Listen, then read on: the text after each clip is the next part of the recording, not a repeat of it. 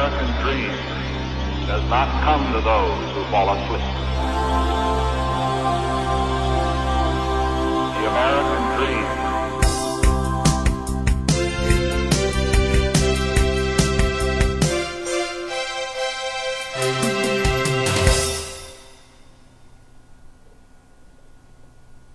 Hi, welcome back. Again, my name is Paul Gruber, and this is the Pronunciation Workshop's second session. I hope things have been going well since we last met. I would like to just mention again that there are literally hundreds of languages around the world, and every language has its own set of characteristics. What I've done in this program is to address the most significant pronunciation errors made by most foreign speakers. Now, you may find that not every lesson pertains to your individual pronunciation problem. If that's the case, well then that's great because you've got less to work on. But I'd hate you to miss out on anything important. Therefore, I still do recommend that you watch all of the sessions in chronological order from the first session to the last session to get the most out of this program. And then later on, if you feel you need more practice, review the sessions which you feel may need more attention. Okay, let's get started with today's session. In this video, we are going to talk about voicing. We'll also talk about consonant pairs and what they are. And then we'll cover S sounds and Z sounds. Okay, here we go. Voicing. You're going to hear me say this word a lot, and you need to understand what it is and what I'm talking about. All speech sounds, all of them, are either voiced or unvoiced. Now, what does that mean? Well, first, let's take a look at this video. It may look a little bit disgusting. Do you have any idea what this is? It looks like something is opening and closing. I'll give you a hint. You've got a pair of these and you use them when you speak. Any idea? Those were vocal cords. Vocal cords are those tiny muscles that are right here in your throat that vibrate quickly and create sound, and that sound is your voice. Now you can easily make your vocal cords vibrate by just saying ah. That's it. That's voicing. Voicing is when your vocal cords are vibrating, producing a sound. And you can feel the vibrations if you put your hand right here on your throat.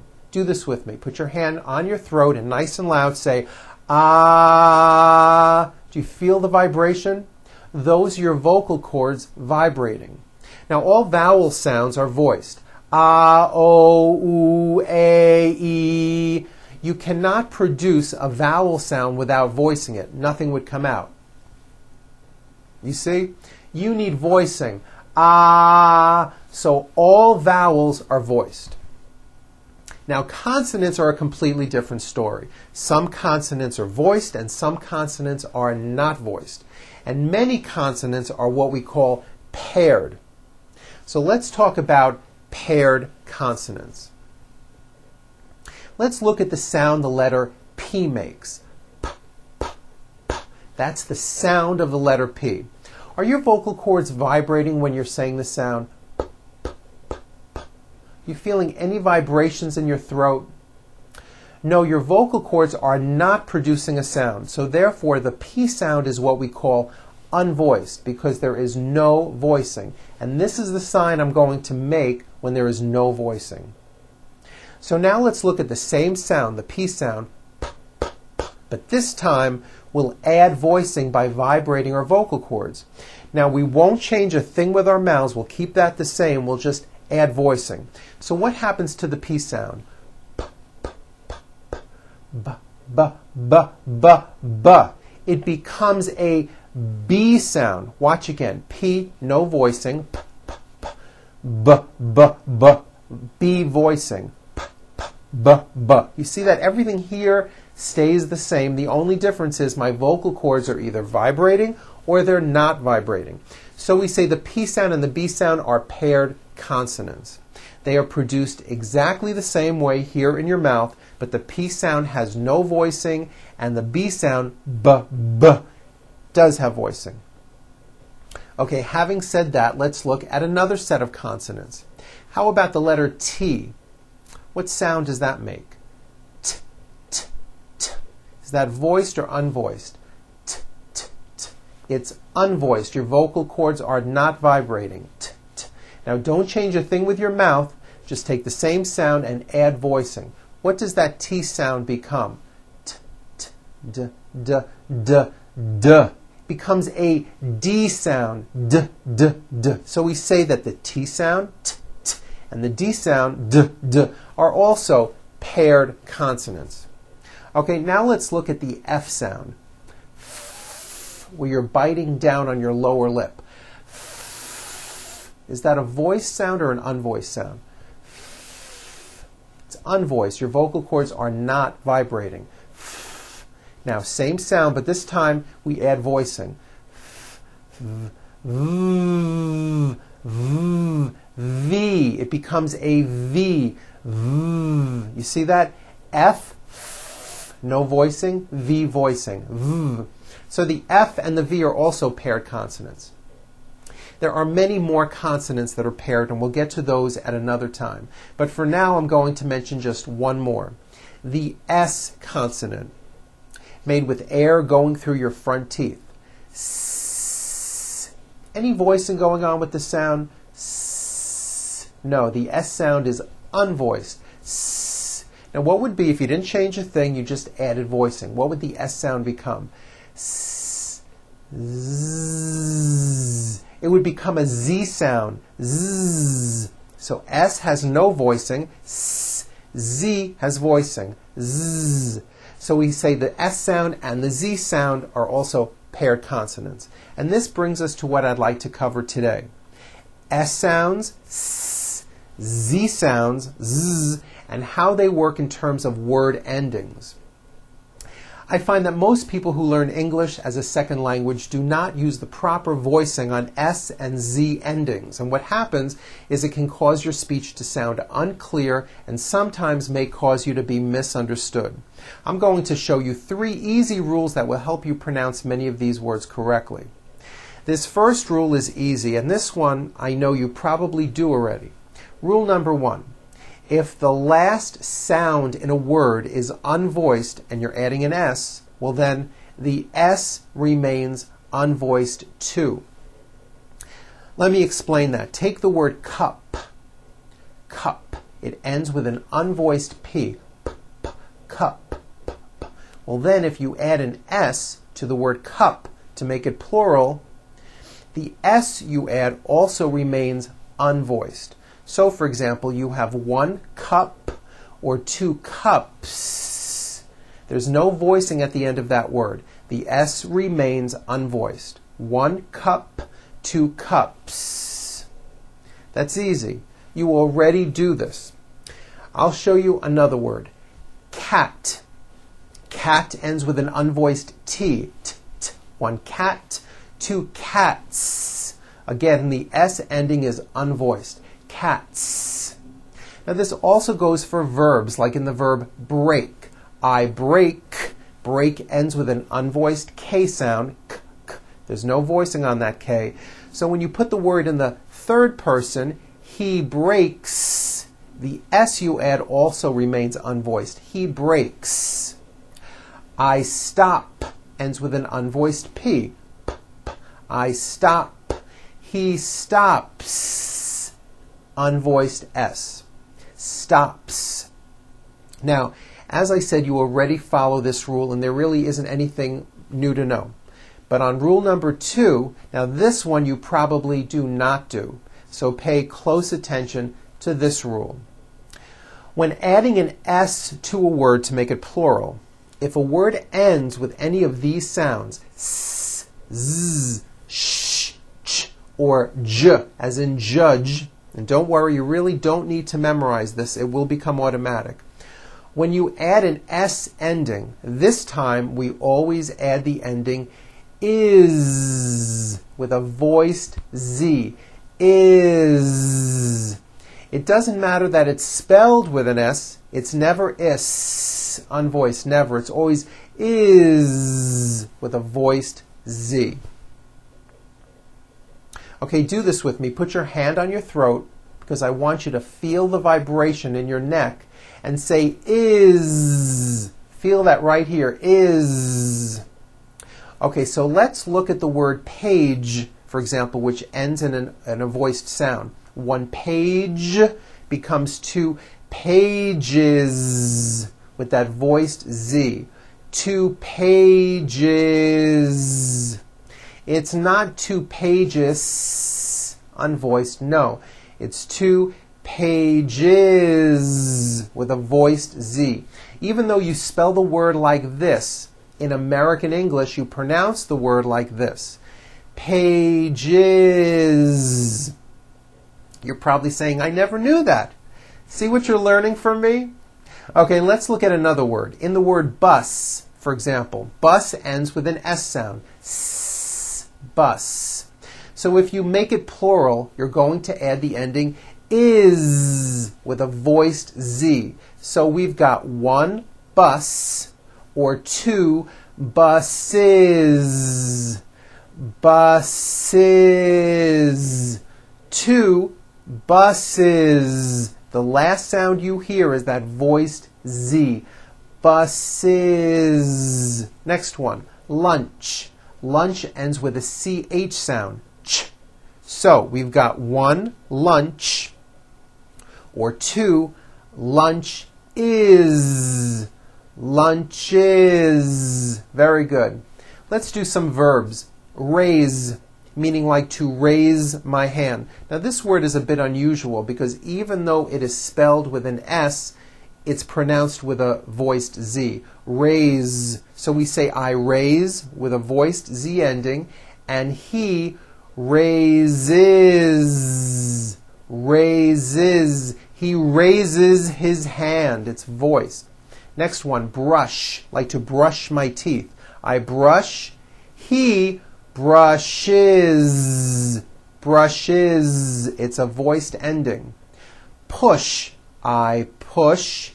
He pushes. He pushes. Very good. By voicing these endings, your speech will become clearer, sharper, and cleaner. Most likely you haven't noticed that American English is spoken this way, but now that I've pointed it out, listen for it when you hear people speak. To an American listener, this makes a very big difference. Okay, here comes the third rule. This one's easy. If a word ends with a vowel sound, all you do is add a voiced Z. It's simple. Let's look at the word tree. The last sound you hear in that word is the vowel E. And remember, a vowel is always voiced. So the word ends in a voiced sound. Tree. So what you want to do if you're going to add an S to a word like this to make it plural is you continue the voicing throughout the whole word and add on a voiced Z. So here we go. You've got one tree or two trees. It's not trees with an unvoiced S. It's trees with that voiced ending. You see that? Another example, the word day. It ends with the vowel sound A. So you have one day or two days. It's not days, unvoiced. It's days with a voiced Z ending. Next one, shoe. One shoe, two shoes. Next is the verb fly, which ends in the vowel sound I. So you've got I fly, he flies. Keep that ending voiced. Flies. The last sound you hear in the word game is the M sound, which is a voiced consonant. So because of that, when you add an S, the S should also be voiced. One game, two games. Games. Now the word head ends with a voiced D, d, d. So we've got one head or two heads. Heads. It's voiced. Two heads. Very good. Next word, train, ends with a voiced N. See that? So you've got one train or two trains. Two trains with a voiced Z ending. Song ends with a voiced NG sound. So if you make it plural, don't forget to add a voiced Z ending. You've got one song or two songs. Two songs. Now, what I just showed you takes some practice to actually incorporate it into your English. But I can tell you from past experience that most of my clients were able to master these S and Z voiced endings in just a few weeks. Okay, now for something else. As you know by now, English is a difficult and a crazy language. All these words that I'm going to show you now are written with an S. However, they are all pronounced with a voiced Z. Why this is, I have no idea, but this is how English is. Here we go. The word is, it's not is on voice, it's pronounced as if it were a Z. Is, this is good. You hear that? Is. His, same thing. It also has a voiced Z ending. His mom is Mary. As, you pronounce it with a voiced Z. As the phone rang. Was, which is a very common word. It was raining. These, voiced ending. These are my children. Those are my books. Easy. Again, the S is like a voiced Z. Easy. This is easy. Because, which is another common word, because we were late. Okay, now let's do some practice with reading passages. Each of these has many voiced and unvoiced S and Z sounds. All of the voiced Z sounds you will see are underlined. If you've printed out the training manual using a color printer, you'll notice that the voiced Z sounds are all printed in red. This will help you visually see which sounds should be voiced. I'm going to go slow and exaggerate the sounds. You may just want to listen to me first, then stop the video, practice on your own, and then later on watch this video again and practice it with me. Whatever feels right to you. Now this first one has many voiced Z sounds. Here we go. Another zippy, zappy, crazy day comes to a close as we zoom up to Joe's snooze zone. Zoe Jones of Zodiac Zoo plays with her zipper. Very good. Next one. Last week, Jim's brothers were picked to represent their country in the Olympic Games. Two of the brothers were swimmers, while the other two were long-distance runners. All of the brothers wore glasses. These athletes worked hard at qualifying for the games and were hoping to come home with prizes. Since the brothers go to the same university, they often take the same courses. This makes studying easier and gives them more time to do other things. Okay, here's the last one. On Thursday, I had a very lazy day. I woke up early and first squeezed oranges into juice. I then got dressed and watched the sunrise come up over the mountains. It was so beautiful that I took many pictures with my camera and I used 3 rolls of film. After drinking 2 cups of coffee, I got dressed, left the house, and walked 3 miles home. Very good. Now another good way to practice these voiced S and Z endings is to do a naming activity. What you do is you just sit in your room and out loud name everything you see, first in the singular form and then in the plural form. For example, you look around and you say out loud, 1 door, 2 doors, with a voiced Z ending. 1 table, 2 tables. 1 computer, 2 computers. 1 light, 2 lights. Some of my clients found this to be very helpful. In addition, try listening for these voiced sounds when you hear native-born Americans speak. It's very good ear training, and that'll help you improve. Soon, slowly begin to put these sounds into your own speech. You'll find that by adding these voiced endings, your English will sound cleaner and people will have an easier time understanding you. Believe me, it's going to really make an improvement. Before we finish, I have one more suggestion that comes from clients who have taken this program. I think it's a really good idea. If you can, find a very small mirror and attach it maybe with some tape right onto the side of your computer monitor, right next to the screen.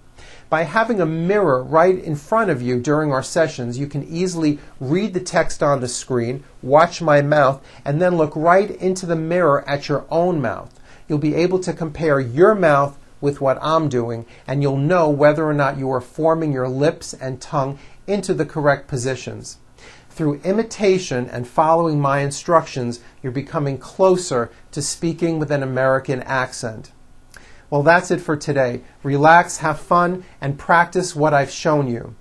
Until next time, I'm Paul Gruber with the Pronunciation Workshop, and I'll see you at our next session.